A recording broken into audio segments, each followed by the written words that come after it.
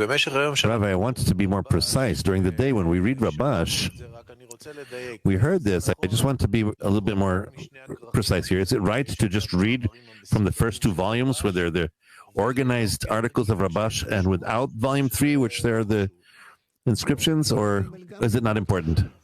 No, volume 3 is also very important. Third volume is very important. But for instance, I like reading from beginning to end. Of course, it will take some time, not 2 years. I don't know how long. Well, it turns out that I hear in my 2 articles in the first half hour of the day, and 2 more, or maybe 1 article in the second half. But that's a nice advancement. That's a good advancement. Rabash wrote it a whole week long, every article, and we read it in 15 minutes. If we do that, we can devour many articles. And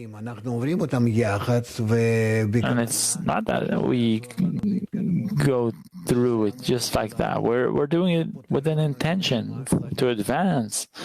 And this is our teacher. He opens up our general soul for us. By that, we're under his true care.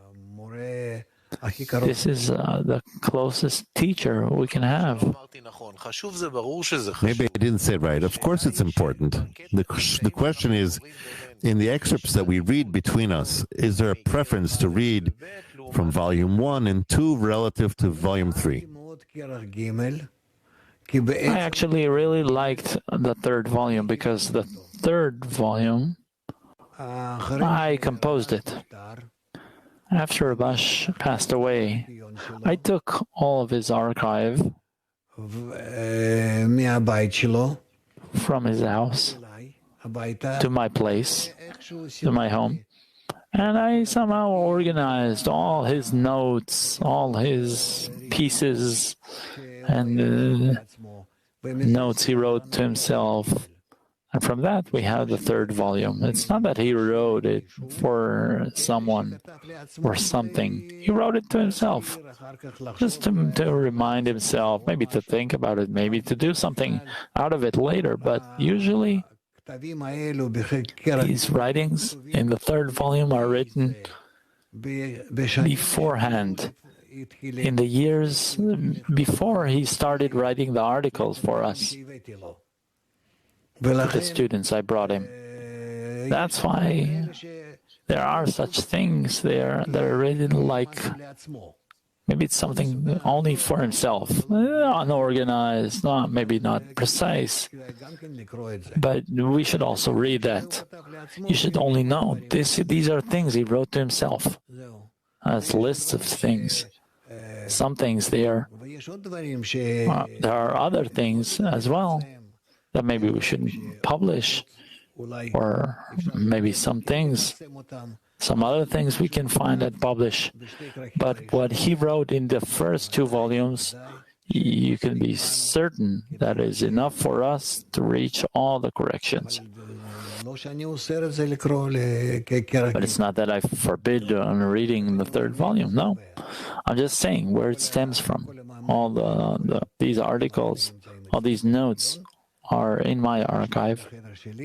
They're really by my room. There's a special room, which is an archive. It's sealed in a special way, so it can't be burned. And there it's kept. But it's all before you. When he passed away, I told myself, I can't leave these things only to be in my place. They have to be revealed to everyone. And then I published the Shamati book, which was completely concealed. He never wrote these articles by Shamati to anyone. I'm the only one who had them. And then that's why I opened up all his writings, all his tapes, tape recordings. I had everything. I had 1,600 audio tapes, etc. I opened them up to everyone. Everyone can come, copy, use it. Truly, I didn't want to hold anything to myself. And I think I did it right.